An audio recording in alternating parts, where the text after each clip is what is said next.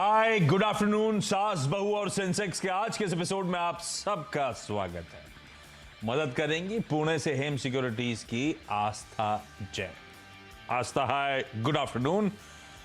बस बातचीत की शुरुआत करेंगे। स्क्रीन पे toll free number, WhatsApp number, Twitter IDs आ गए। प्लीज नोट डाउन करिए, रीच आउट करिए। ट्विटर के थ्रू रीच आउट कर रहे हैं, नाम अकाउंट का कंफ्यूजिंग है तो प्लीज उस ट्वीट में ही अपना नाम भी मेंशन करिए।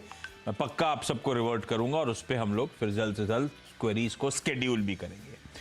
मार्केट स्क्रीन्स पर आएंगे। कुछ दबाव थोड़ा सा कम हुआ है। कुछ देर पहले तो 1% से ज्यादा की कमजोरी थी, अब थोड़ा सुधरना शुरू हुए हैं, लेकिन फिर भी 150 पॉइंट से ज्यादा की कमजोरी के साथ निफ्टी इस समय कामकाज कर रहा है। और ये हम नहीं, एशिया रखिएगा स्क्रीन पे डायरेक्टर साहब। पूरा एशिया ग्लोब ऐसा ही हाल है। प्रॉफिट टेकिंग की गिरफ्त में पूरा ग्लोब आपको नजर आएगा। एशिया नहीं दिखाएंगे क्या? ये आ गया। देखिए हर बाजार देखिए किस तरह से गिरा हुआ है। हम तो फिर भी कम गिरे वालों में से हैं। कल आउट परफॉर्म करने के बावजूद, कल हमने ग्लोब को आउट परफॉर्म करा था जब हम मजबूत हुए थे, और आज भी गिरावट ठीक है, सबड्यूड कंपैरिजन में फिर भी बेहतर प्लेस। लेकिन ये दिक्कतें क्यों आ रही है एशिया में और उसका रिपल क्यों दिख रहा है बाकी जगह फ्यूचर्स में? क्योंकि बैंक ऑफ जापान ने आज सुबह जब हमने हेडलाइन, जब मैंने मार्केट शुरू हो रहा था उससे पहले मेंशन कर रहा था कि दरों में कोई छेड़छाड़ नहीं करी है ना। वो जो दरें थी वो उनकी लूज मॉनेटरी पॉलिसी ऐसा लगा उन्होंने कंटिन्यू करी है। इकलौता सेंट्रल बैंक था पूरी दुनिया में बड़े मेजर बैंक्स में जिसने अब तक नॉर्मलाइजेशन की तरफ कदम नहीं रखा था, अपनी लूज साइकिल को मेंटेन रखा था। पर बैंक ऑफ जापान ने एक सरप्राइज स्प्रिंग अप करा। 10 साल की ईल्ड्स का जो कैप है, जो central bank of Japan decide करता है, वो 10 साल की ईल्ड का कैप था 25 बेसिस पॉइंट्स प्लस माइनस का। उसे बढ़ाकर 50 बेसिस पॉइंट प्लस माइनस कर दिया। यानी कि बैंक ऑफ जापान दरों में उछाल को होने देगा। यह कहा जा रहा है पहला इंडिकेशन आया उनकी तरफ से नॉर्मलाइजेशन की तरफ। इस बार दरें नहीं छेड़छाड़ करी, लेकिन इस सिग्नल के थ्रू उन्होंने बता दिया है कि वो लूज मॉनेटरी पॉलिसी साइकिल अब खत्म हो रही है। अब इंडिकेशंस आए कि हम दरों में बढ़ोतरी होने देंगे और यहां से अब हम शायद नॉर्मलाइजेशन की तरफ मूव करेंगे। इस कदम का मतलब भाई, लोग येन, वहां पे दरें निगेटिव में थी, येन लेते थे, दुनिया भर के बाजारों में झोंकते थे, पैसा कमाते थे, येन कैरी ट्रेड होता था। अब थोड़ा सा पहला क्वेश्चन मार्क लगा कि एक और तरफ से फ्लोज बाहर जाने की तैयारी। वो सब मूड पे, थोड़ा सेंटिमेंट्स पे हावी होता हुआ ये है। वो बैंक ऑफ जापान, सब कहते हैं फेड की, ईसीबी की, बैंक ऑफ इंग्लैंड की चर्चा करते रहते हैं। आज बैंक ऑफ जापान ने क्योंकि अपनी लूज साइकिल से स्टेप पीछे हाथ खींचा है, उसका रिपरकशन पूरा एशिया इस समय झेलता हुआ नजर आ रहा है। तो ग्लोब गड़बड़ा रहा है बैंक ऑफ जापान को सिग्नल्स के चलते, और इसीलिए आज भारतीय बाजार दबाव में आपको कामकाज करते हुए नजर आएंगे। हालांकि ऑफ डेज लोज, आज के 200 के लोज थे 260 265 पे खड़े हुए हैं। दिन के लोज से अब बढ़िया सी 60-65 पॉइंट की रिकवरी इस समय आपको आपकी स्क्रीन पे नजर आएगी। चलिए अब फोकस करा जाए सवाल जवाब के सिलसिले पे। आज हमें मुंबई जाना है, वाराणसी जाना है और आगरा जाना है। जो जुड़ चुके हैं सब जुड़ चुके हैं। आप सबको गुड आफ्टरनून। सबसे पहले मुंबई से अर्चना भारतीय आपको आपकी स्क्रीन पर नजर आएंगी। अर्चना मैम, हाय, गुड आफ्टरनून। अर्चना मैम, पहला ज्यादा इंपॉर्टेंट, आप सबसे रिक्वेस्ट, जो सबसे ज्यादा इंपॉर्टेंट क्वेरी है उससे शुरू करेंगे। अर्चना मैम, पहला सवाल कौन सा? मेरा पहला सवाल है एसएमसीजी, स्विस मिलिट्री। हाँ, एसएमसीजी, एसएमसी ग्लोबल या स्विस मिलिट्री? आप स्विस मिलिट्री की बात कर रहे हो ना? शेयर्स लिए थे, उसके बाद राइट इश्यू में। जी हाँ, स्विस मिलिट्री। हाँ, और ये लॉन्ग टर्म के लिए लिया हुआ था हमने अर्चना मैम? जी, मैंने लॉन्ग टर्म के लिए लिया है। अच्छा, स्विस 15 में लिया, 17 सवा 17, कितना टाइम हो गया अर्चना मैम इसको लिए हुए, स्विस मिलिट्री कंज्यूमर को?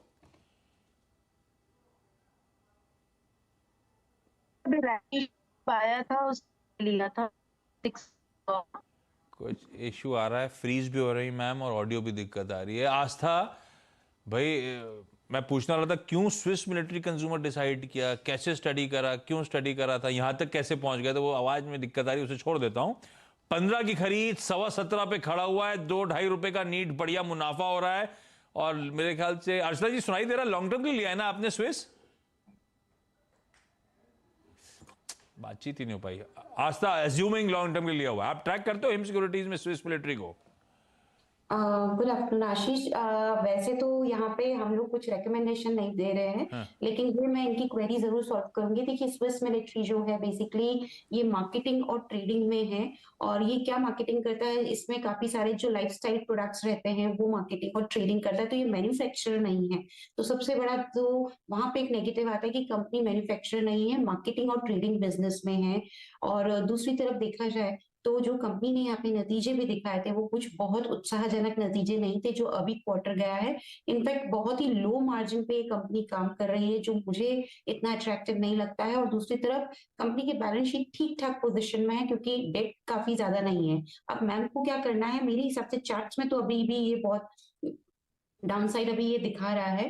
तो मैम अगर आप रिस्क ले सकते हैं तो पार्शियल प्रॉफिट बुक करिए, लेकिन रिस्क नहीं ले सकते तो फुली एग्जिट करिए, क्योंकि चार्ट में तो अभी ये जो दिखा रहा है वो डाउनसाइड का ही यहाँ पे एक रुझान दिखा रहा है। तो और भी ज्यादा यहाँ से हमें ये डाउन होता हुआ नजर आएगा। तो डिसाइड आपको करना है, रिस्क ले सकते हैं तो ही रुकना है, लेकिन उसमें भी कुछ प्रॉफिट तो जरूर लेके ही निकलना है। और नहीं ले सकते तो कंप्लीटली एग्जिट कर जाए।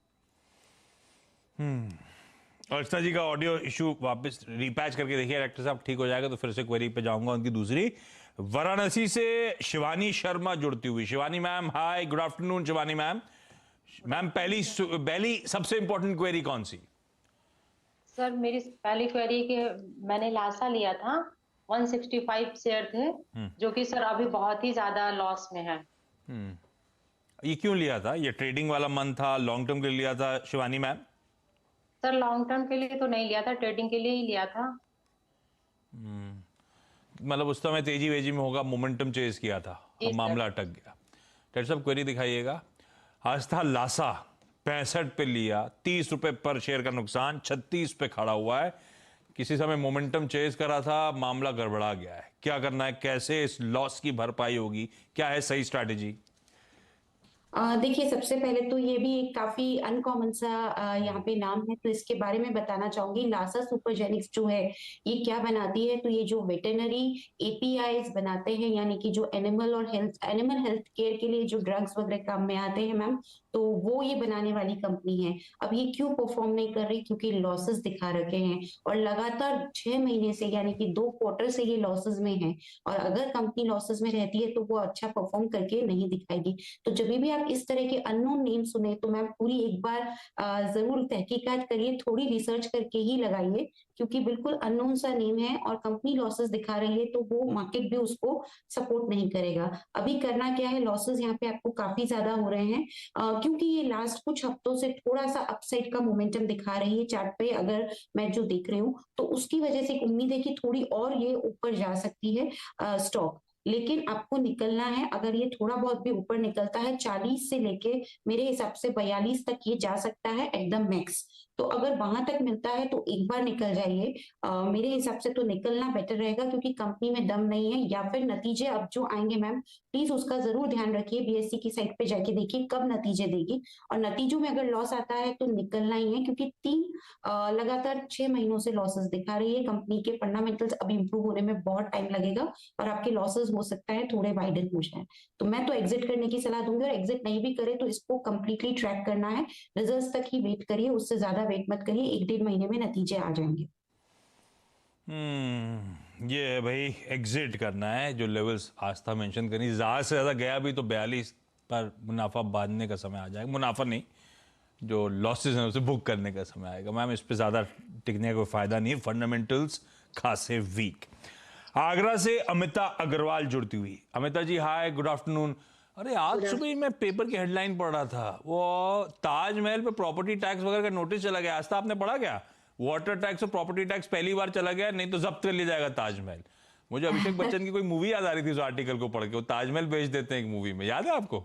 यस वो शायद वहाँ पे गाइड रहते हैं कुछ, तो हाँ ऐसा गाइड रहते हैं, गाइड। तो आज अभी वो हेडलाइन आगे पढ़ते थे, मुझे वही यूज याद आ रही थी करते मूवी। हैं। खैर हाँ। अमिता जी, अमिता मैम, पहला सवाल कौन सा? पहला वही है कि वो जो हमने एक कॉल बेच दी थी 30 रुपीज में। नहीं वही कौन सा, मेरे पास नहीं है, एक बार बताओ ढंग से। एलएनटी की लार्सन एंड ट्यूब्रो की एक कॉल बेची थी 30 रुपए में, 2120 की। 2120 की कॉल बेची थी? बेची थी 30 रुपए में, वो कॉल चली गई 90 रुपए तक। हाँ। और शेयर का भाव भी बहुत ऊपर चला गया, करीब 100 रुपए ऊपर चला गया, या 2210 या 12 तक गया। तो मैंने वो कॉल अपनी वापस ले ली 80 रुपए में। तो मुझे बड़ा लॉस हो गया 15,000 रुपए का। हाँ। तो मैं ये समझना चाह रही थी कि कॉल कब बेची जाए। मेरे पास थोड़े से शेयर पड़े हैं एलएनटी के, क्योंकि मैंने एलएनटी में काम किया था, तो इसलिए मिले थे मुझे वहां से इस शॉप के। तो मैं चाहती हूँ कि थोड़ा कॉल वॉल में 5-10 हजार रुपए महीना कुछ कमा लिया जाए, तो खर्चा कुछ निकल ही आवे। एलएनटी में काम करते थे, ईसॉप मिले, तो वो तो ईसॉप छप्पर फाड़े हुए हैं। एलएनटी तो गजब रिटर्न्स दे रहा है मैम। अरे रिटर्न दे रहा है, पर उस समय भी हम लोग को 1700 में मिले थे, कोई सस्ते में ज्यादा नहीं मिले थे। 1700-1800 का रेट था उस समय भी। 2012 की बात कर रही हूँ मैं। अरे बा, इतना रुकना पड़ गया। हाँ। और जो कमाया करा आपने, वो कॉल पुट पे वैसे ही पैसा कमाना शुरू कर दिया आपने। आपने क्यों डिसाइड किया था कि कॉल बेचूंगी एलएनटी का, जो इस तरह की स्ट्रेंथ दिखा रहा है? अमिता मैम, क्यों डिसाइड किया एलएनटी का कॉल बेचूंगी? अभी समझ में नहीं आ रहा है मेरी, वही मैं समझना चाह रही हूँ। बस वही थोड़ा सा बता दीजिए कि कब कॉल बेचनी चाहिए, कब नहीं बेचनी चाहिए। आप तो कर चुके हैं, आप लॉस बुक कर लिया। ये तो पहले पूछना था आस्था से। अभी आस्था समझा भी नहीं सकती इतनी जल्दी। फिर भी आस्था, आपके पास 1 मिनट है, हम सबको कन्विंस करो या समझा दो प्लीज, कब किसका कॉल लेना है, कब बेचना है। मैम देखिए, सबसे पहले तो प्लीज ये ट्रेडिंग वाली जो चीज है, जो जिसमें जिनका एक्सपीरियंस है वो ही करे तो बेटर है। अपने बस की ये चीज नहीं है। दूसरी तरफ एलएनटी जैसा जो काउंटर है मैम, ये टॉप कंपनी है पूरे कैपिटल गुड सेक्टर की। तो यहाँ पे बहुत बड़ा नुकसान होने के चांसेस काफी कम है, क्योंकि कंपनी वैसे भी स्ट्रांग है। तो जो कॉल और पुट का आप यहाँ पे काम करते हैं, तो मैम पहले तो मैं ऐसा राय नहीं दूंगी कि आप इनमें करें, और करें भी तो यहाँ पे बहुत ज्यादा डाउन साइड, क्योंकि अगर आप पुट वगैरह लेंगे तो वो ये दिखाएगा कि आप इसमें थोड़ा सा डाउन एक्सपेक्ट कर रहे हैं, तो वो ऐसा ये काउंटर है नहीं। तो आप कॉल पुट में ना काम करें मैम, फंडामेंटल्स में करें, आपको बहुत बढ़िया फायदा होगा। अल्टीमेटली हमारा एम यही है कि हमारा कैपिटल लॉस नहीं होना चाहिए और हमें फायदा होना चाहिए। तो कॉल को तभी आपको खरीदना है जब आप पॉजिटिव हो, और पुट को आपको तभी यहाँ पे खरीदना है जब आप नेगेटिव हो। बट एलएनटी जैसे काउंटर में मुझे नहीं लगता कि कोई दिक्कत की बात है, तो नेगेटिव होना चाहिए, इसलिए इसकी पुट आप ना खरीदें, वो बेटर है। लेकिन अब जो किया है उसके बारे में मैं बता देती हूँ। थोड़ा मुझे ऐसा लग रहा है कि जो आपने इसमें कॉल लिया था 2100, मैं ये मान के चल रही हूँ कि आपने इसमें कॉल को बेचा है। एक बार आशीष मुझे बताएंगे इन्होंने एग्जैक्टली क्या किया है? 2120 की कॉल को इन्होंने खरीदा है कि बेचा है? बेचा है 30 रुपए में। इन्होंने कॉल बेचा था 30 रुपए में, वो तेजी दिखा गया, 80 रुपए पे काटना पड़ा, लॉस हो गया 50 रुपए का। आसान शब्दों में अमिता मैम, जब हमें ये कॉल पुट ना जितना दिखता है कि सस्ते में इतना पैसा आ सकता है, उससे ज्यादा आदमी गवाता है आमतौर पे, है ना। तो बिना स्टडी करे तो ये घुसने का जगह है नहीं। हम लोग नेकेड कॉल पुट लेते हैं, वो दूसरा रिस्क है। लॉजिकली ये हेजिंग के टूल्स हैं, और हम लोग उसको नेकेड ऐसी खेलते हैं और उसमें बहुत नुकसान करते हैं। गलत तरीका है। जब हमें नहीं पता है तो हम अच्छी फंडामेंटल वाली कंपनीज में निवेश करेंगे, और वो भी नहीं पता है तो कोई म्यूचुअल फंड मैनेजर है, कोई ब्रोकरेज का पीएमएस है, वो मदद करेगा हमारी। किसी केपेबल हैंड में देंगे अपना कमाया हुआ पैसा। क्या फायदा ऐसे पैसा गवा के मस्ती मजाक में, है ना। गड़बड़ हो जाएगा मैम। और लास्ट एंड टू जो ईसॉप में मिले उनको तो रखिएगा, आज तक रखना चाहिए ना। ईसॉप के मिला हुआ माल 1700-1800 वाला। बिल्कुल, मैंने आपके चैनल पे पहले भी जब किसी का पोर्टफोलियो यहाँ पे सजेस्ट किया था तो एलएनटी मेरी पसंद थी। मैम ये बहुत अच्छा तेज होगा, आप अभी भी लेंगे और लॉन्ग टर्म के लिए रखेंगे तो यहाँ से बढ़िया रिटर्न ये काउंटर डिलीवर करता हुआ नजर आएगा। 10 से 15% की और अपसाइड ये दे सकता है आने वाले साल में, मैं मान के चल रही हूँ। तो आप इसको रखिए पोर्टफोलियो में, ये आपको अच्छा यहाँ पे फायदा ही देगा। Thank you. ताजमहल से कितनी दूर रहते हो आप अर्चना, अमिता मैम? कुछ रहती हूँ 5-6 किलोमीटर दूर। अरे वाह, पास ही में रहते हो। पास ही में रहते। अर्चना मैम, अगली क्वेरी लॉरेंस लैब के बाद। और दूसरा वो मॉशिप लेके रखा हुआ था। मैं आता हूँ अमिता मैम, मैं आता हूँ। अर्चना मैम अगली, डायरेक्टर साहब कनेक्शन है क्या? हाँ अर्चना मैम, आपकी लॉरेंस लैब के बाद अगली क्वेरी। मुझे कुछ सुनाई नहीं दे रहा है। मुझसे बात कर रहे हैं क्या? कर रहा हूं। आप अपना अगला सवाल पूछ लो मैम। अच्छा, मेरा अगला सवाल है लॉरेंस लैब। अच्छा हाँ, स्विस मिलिट्री के बाद लॉरेंस लैब ले रखा है अर्चना मैम जी। और मैंने बहुत तेजी में लिया था लॉरेंस लैब, उसके बाद जो नीचे आना शुरू हुआ वो ऊपर उस लेवल पे पहुंचा ही नहीं है। मैंने लिया तो ट्रेडिंग के लिए था, बट मैं रिस्क ले सकती हूँ, रुक सकती हूँ इसमें। नहीं, रिस्क रुकना चाहिए नहीं चाहिए, पहला सवाल तो ये। आपने अब क्यों रुकना है? आपने फंडामेंटल स्टडी करे नहीं? हमने तो मोमेंटम को लिया था, मोमेंटम चेज करता आस्था मैम। तो आमतौर पे कहा जाता है मोमेंटम अगर गलत पड़ गया, फिजल आउट हुआ, तो एक स्टॉप लॉस लगाना चाहिए। आप इस तरह के एग्रेसिव मोमेंटम जो चेज करते हो, कोई स्टॉप लॉस लगाते हो नहीं लगाते मैम? कभी नहीं? लगाते हैं लेकिन इस पे नहीं लगा पाए थे। चलिए ठीक है, इस पे नहीं लगा पाए। दिक्कत काफी ज्यादा है। 650 की खरीद है, 260 रुपए का लॉस हो रहा है आस्था। रखने को आप बोलोगे, लगता है फंडामेंटल अच्छे हैं तो रख लूंगी मैं, पर रखना है कि नहीं रखना, ये कॉल भी आप ही को लेना है। क्या करा जाए भाई? देखिए फंडामेंटल्स बहुत ज्यादा खराब नहीं है आशीष, इसलिए और इतने बड़े नुकसान में अगर मैं अभी इनको बोलूंगी आप एग्जिट करो तो मेरे हिसाब से काफी बड़ा नुकसान होगा। अभी तो मैम आप रुक जाओ, एटलीस्ट अपन रुकते हैं 1-1.5 महीना, नतीजा आने दो, फिर इस पे आप वापस से लेना अपना व्यू। लेकिन तब तक आप मेंटेन करिए पोजीशन को मैम, और एक स्टॉप लॉस के साथ रुकिए तो बेटर रहेगा। स्टॉप लॉस थोड़ा सा यहाँ पे डीप आ रहा है, मेरे हिसाब से आपको रखना है स्टॉप लॉस तकरीबन यहाँ पे 350 के आसपास का। तो 350 के स्टॉप लॉस के साथ अभी तो बने रहिए। लेकिन ये चार्ट पे वीक लग रहा है, यानी कि अभी इसमें और डाउनसाइड आ सकता है, तो तैयारी रखिए। But I think stop loss hit होने के चांसेस तो काफी कम है, और रिजल्ट्स के बाद आप चाहे तो वापस से आवाज पे कॉल करके पोजीशन को रिव्यू करवा सकती हैं। शिवानी मैम, अगली क्वेरी। सर मेरी दूसरी क्वेरी, मैंने चंबल फर्टिलाइजर लिया था 356 पे 64 शेयर। क्यों लिया था? इसे क्या करना चाहिए? Trading, long term? ट्रेडिंग के लिए लिया था सर, ट्रेडिंग के लिए, लॉन्ग टर्म के लिए नहीं सोचा था। अच्छा, कैसे डिसाइड करते हो आप? ये कोई ब्रोकर बताता है या आपको दिखता है तेजी आ रही, ले लेती हूँ, आगे निकल जाएगा? नहीं सर, कुछ ब्रोकर्स भी डिसाइड करते हैं, कुछ न्यूज देख के। ब्रोकर जब बताता है तो स्टॉप लॉस बताता है आपको कि वो भी नहीं बताता? स्टॉप लॉस सर ज्यादा मैं ब्रोकर से पूछी नहीं, वैसे तो मैं न्यूज देख के ही ज्यादा लेती थी। तो न्यूज वाले भी स्टॉप लॉस वाले कैंडिडेट हैं, क्योंकि हमने किसी न्यूज के मोमेंटम को प्ले करने की कोशिश करी है बेसिकली, है ना? तो स्टॉप लॉस लगाने का है। आस्था भाई, चंबल फर्टिलाइजर, अब शिवानी मैम सवाल क्या है? लॉस में निकल जाऊं या फिर इस ट्रेडिंग पोजीशन को लॉन्ग टर्म के लिए होल्ड कर लूं, है ना? ऐसा कुछ पूछूं आस्था से? Yes sir, yes sir, yes. Aastha क्या करें भाई? 50 रुपए 60 रुपए पर शेयर लॉस? देखिए मैम, आप न्यूज देख के करते हैं, एक और चीज बोलती हूँ, थोड़ी सी रिसर्च भी कर लीजिए। आपको बहुत हमेशा ये बचाएगी रिसर्च। रिसर्च में सिर्फ इतना देखना है कंपनी कैसी है और नतीजे कैसे दे रहे हैं। नतीजों पे बहुत कुछ चीजें डिपेंड हो जाती है, न्यूज से भी ज्यादा आपको नतीजे यहाँ पे फायदा देते हुए नजर आएंगे। दूसरी तरफ देखें तो चंबल फर्टिलाइजर में अभी और नतीजे ही देखें तो थोड़ा सा नतीजों में डाउनफॉल आया है, और उसकी वजह से ये चल नहीं रहा है। पर मेरे हिसाब से फिर भी ये कैंडिडेट ऐसा खराब नहीं है, अपन रख सकते हैं। तो अभी तो अपने को होल्ड करना है, लेकिन स्टॉप लॉस स्ट्रिक्ट रखिएगा मैम। स्टॉप लॉस यहाँ पे जो बन के आ रहा है वो तकरीबन 280 का बन के आ रहा है। तो अपने को 280 के स्टॉप लॉस के साथ अभी तो रखना है। अगर इसको तेजी वापस से लौटनी होगी, इसमें तेजी तो 330 के ऊपर होगी, तो वो भी आप एक चीज याद रखिए कि 330 के ऊपर गया तो फिर आपके लिए थोड़ा तसल्ली वाला यहाँ पे काम हो सकता है। अभी तो होल्ड करिए 280 के स्टॉप लॉस के साथ। चलिए, इस नोट पे Archana ma'am, Shivani ma'am, Amita ma'am, thank you so much जुड़ने के लिए, अपनी क्वेरीज इस प्लेटफॉर्म पर रेज करने के लिए। आस्था, बहुत बड़े तरीके से सारी क्वेरीज सॉल्व करने के लिए आपका भी धन्यवाद। क्विकली छोटा सा ब्रेक के उस पार एक क्विक मार्केट अपडेट।